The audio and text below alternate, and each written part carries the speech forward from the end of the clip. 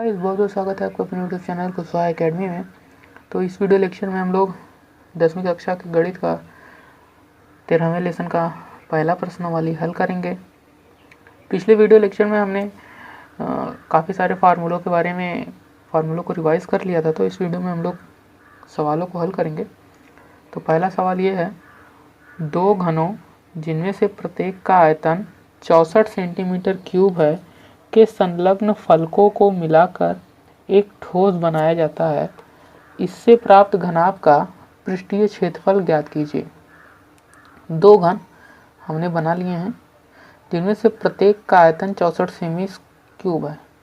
मतलब इसका आयतन 64 सेमी क्यूब है और इसका भी आयतन 64 सेमी क्यूब है के संलग्न फलकों को मिलाकर दोनों को जोड़ दिया, इनके फलक को मिला दिया, एक ठोस बन जाता है। तो ये जब ठोस को हमने मिलाया तो इससे एक हमें घनाभ प्राप्त हुआ। अगर आप इस लाइन को भूल जाएं तो ये घनाभ ही लगेगा, घनाभ ही है। तो एक घनाभ प्राप्त हुआ। अब इसका पृष्ठीय क्षेत्रफल हमें ज्ञात करना है। तो हम इसको हल करने से लिखेंगे घन का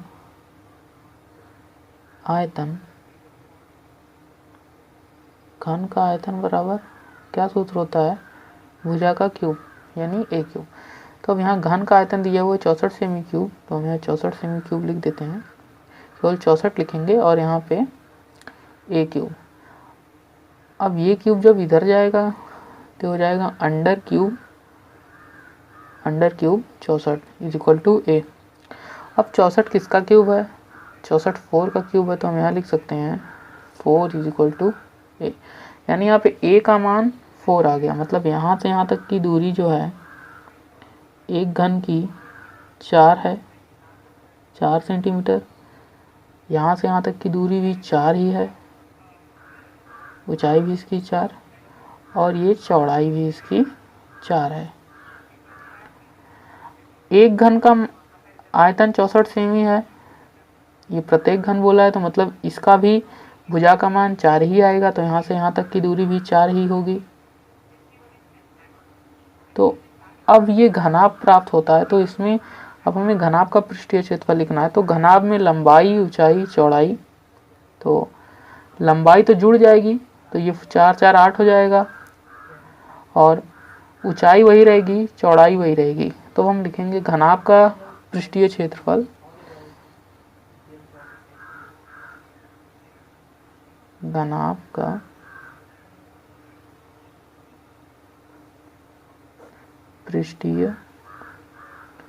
बराबर, इसका सूत्र होता है घनाभ का पृष्ठीय क्षेत्रफल बराबर 2 in bracket L into B plus B into H plus H into L. तो हम यहाँ पे घनाभ के लिए यहाँ पे लंबाई जो है 4 4 जुड़ के 8 सेंटीमीटर हो गई और ऊंचाई 4 सेंटीमीटर और चौड़ाई भी 4 सेंटीमीटर। तो सिंपली हम यहाँ पे सब मान रख देते हैं। 2 गुणे एल का मान 8 है तो 8 रखेंगे, बी का मान 4 है तो 4, बीच में इंटू का sign plus 4 into 4 plus 4 into 8। तो सिंपली इसको गुणा कर लेते हैं। तो 2 गुणे 8 चौके 32 प्लस 16 प्लस 1 मिनट पेज ऊपर कर देता हूँ मैं। 8 चौके 32, 16 प्लस 32। अब पहले हम ब्रैकेट के अंदर वाला पहले पूरा हल कर लेते हैं, पहले इसको जोड़ देते हैं। तो ये हो जाएगा 80 हो जाएगा, 32 32 64 होता है, 64 64 10 74 74 6 80 तो 80। अब 80 का 2 में गुणा हो जाएगा तो ये हो जाएगा 160 सेंटीमीटर स्क्वायर। तो घनाभ का पृष्ठीय क्षेत्रफल 160 सेंटीमीटर स्क्वायर। देख सकते हैं यहाँ पे एक घन था, घन से ये घनाभ बना। और एक बात मैं बता दूं, कोई भी शेप में, जैसे ये घन के आकार का है, अब हम इसको अगर पिघला के घनाभ के आकार में भी चेंज करेंगे या बदलेंगे, परिवर्तन करेंगे तो इसके आयतन में कोई परिवर्तन नहीं आता है। एक शेप से दूसरे शेप में जाएगा तो उसके आयतन में कोई परिवर्तन नहीं होता है। प्रश्न नंबर 2 है। तो प्रश्न नंबर 2 हमारा ये है, कोई बर्तन एक खोखले अर्धगोले के आकार का है जिसके ऊपर एक खोखला बेलन अध्यारोपित है। अर्धगोले का व्यास 14 सेमी है और इस बर्तन की कुल ऊंचाई 13 सेमी है। इस बर्तन का आंतरिक पृष्ठीय क्षेत्रफल ज्ञात कीजिए। एक खोखले अर्धगोले का आकार है, एक अर्धगोला जो कि खोखला है, इसके ऊपर एक खोखला बेलन अध्यारोपित है। कुछ इस प्रकार का फिगर रहेगा, इसका इस तरह का फिगर रहेगा। और अर्धगोले का व्यास मतलब यहाँ से यहाँ तक की दूरी, 14 सेमी है। और कुल ऊंचाई, इस पात्र की कुल ऊंचाई, पात्र की मतलब यहाँ से लेके यहाँ तक की ऊंचाई, यहाँ से लेके इसकी टोटल ऊंचाई 13 सेमी है। इस बर्तन का आंतरिक पृष्ठीय क्षेत्रफल ज्ञात कीजिए। अब यहाँ पे देखिए, गौर करने वाली बात यह है, ये हर जगह खोखला अर्धगोला, खोखला बेलन बोला है। अगर ये खोखला होगा तो इसमें 2 त्रिज्याएं होंगी, क्योंकि अगर ये खोखला होगा तो इसमें कुछ मोटाई भी होगी। और यहाँ पे केवल एक ही त्रिज्या दिया है, तो यहाँ हम खोखले बेलन और खोखले अर्धगोले का सूत्र नहीं लगाएंगे। यहाँ पे हम ठोस अर्धगोला और ठोस बेलन का ही सूत्र लगाएंगे। तो सबसे पहले हम लिखेंगे बेलन के लिए, हम लिखेंगे सबसे पहले इसका हल। बेलन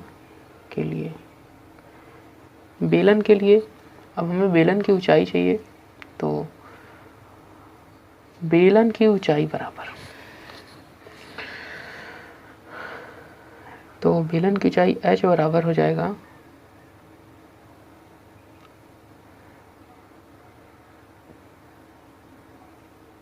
कुल ऊंचाई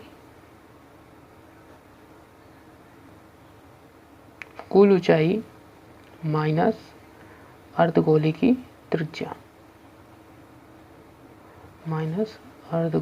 की त्रिज्या, क्योंकि जब हम इसमें से इसकी त्रिज्या निकाल देंगे तो केवल इतना ही बचेगा। टोटल में से जब हम इतना निकाल देंगे तो केवल इतना बचेगा। तो यहाँ पे 13 माइनस 7, तो ये हो जाएगा 6 सेंटीमीटर इसकी ऊंचाई। अब हमें इसका आंतरिक पृष्ठीय क्षेत्रफल निकालना है, तो हम सबसे पहले बेलन का वक्र पृष्ठ निकालेंगे।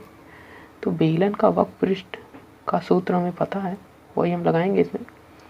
तो बेलन के वक्र पृष्ठीय क्षेत्रफल बराबर 2 पाई RH 2 इंटू, यहाँ पे R का मान 7 ही होगा, दोनों की त्रिज्याएं बराबर होती हैं। तो 2 इंटू यहाँ पाई का मान हम 22/7 रख देंगे, 22/7 इंटू 7 इंटू H का मान यहाँ 6 आया तो हम 6 रखेंगे। अब यहाँ पे हम काट लेंगे, 7 से 7 कट गया, बस। अब हम सबका मल्टीप्लाई कर लेते हैं, तो हो जाएगा 12 इंटू 22, तो यहाँ पे हो जाएगा, यहाँ पे आंसर आ जाएगा 12 दूना 24 के 4, हाथ में लगा 2, हासिल आया 2, 12 दूना 24 2 26, 264 सेंटीमीटर स्क्वायर। तो ये अभी बेलन का वक्र पृष्ठ आ गया।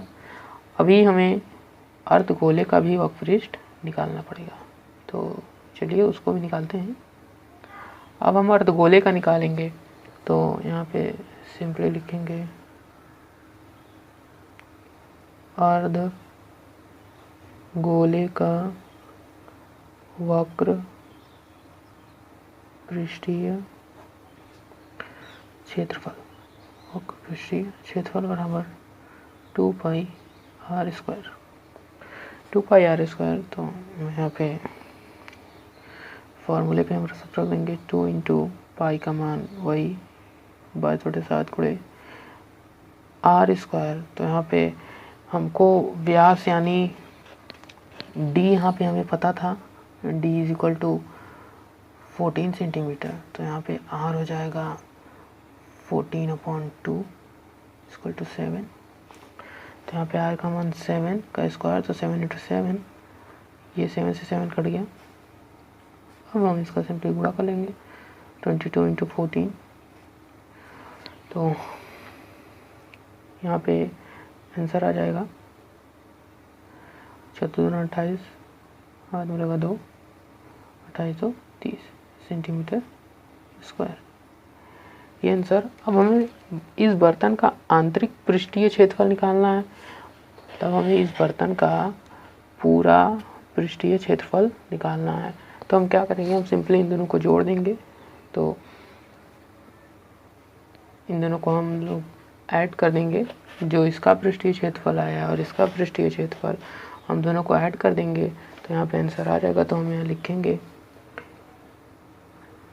बर्तन का आंतरिक पृष्ठीय क्षेत्रफल, आंतरिक पृष्ठीय क्षेत्रफल बराबर बेलन का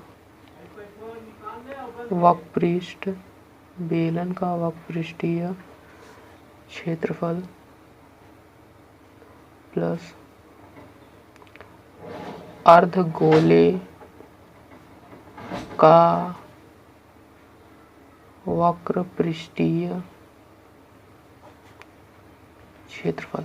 तो यहाँ पे बेलन का वक्रपृष्ठीय क्षेत्रफल आया 264 प्लस अर्धगोले का वक्रपृष्ठीय 308। तो हम दोनों को टोटल करेंगे तो आ जाएगा 572 सेंटीमीटर स्क्वायर। तो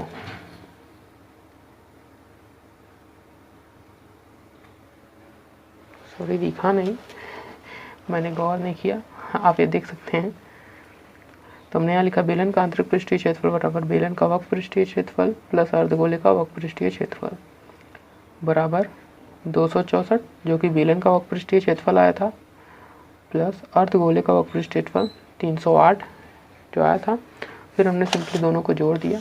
तो देखिए बेलन का वक्रपृष्ठीय क्षेत्रफल 264, अर्धगोले का वक्रपृष्ठीय क्षेत्रफल 308, दोनों को जोड़ दिया 572 सेंटीमीटर स्क्वायर। यही हो जाएगा आपका आंसर।